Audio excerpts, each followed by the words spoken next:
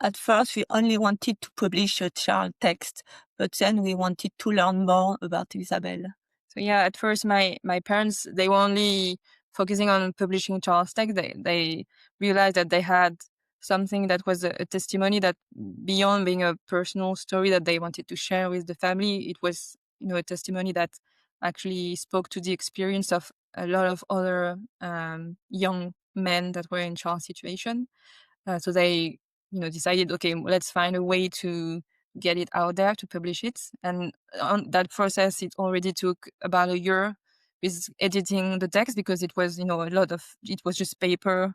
And so they structured it in chapters. They fact checked all the historical aspects. They, did some editing to make it more, clear for the readers. And then they researched how to self-edit. So all of that was already quite a long process. And then there was the entire translation process that was also, it actually took place during COVID. So we were, we didn't have necessarily a lot of other things to do. So, okay, so we dove into the translation.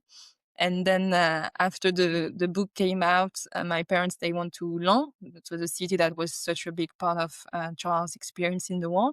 And they went for a book signing.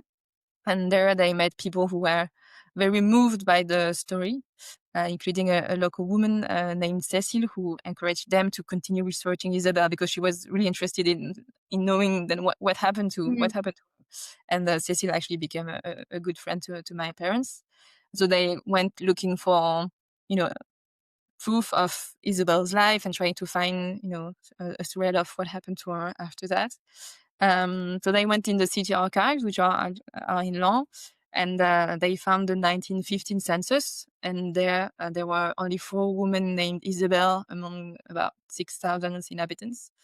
And one of them, so they, went through sort of the details that were known about each of those women, and one of them matched Charles' story.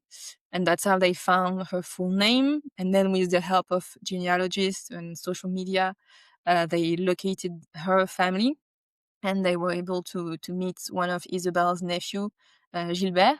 And it was actually almost exactly 100 years after Charles had last seen Isabel that they met Gilbert. So it was a very moving experience. They learned more about Isabel, about her life after the war, and they learned that, kind of like Charles, she actually never talked about the war with her family.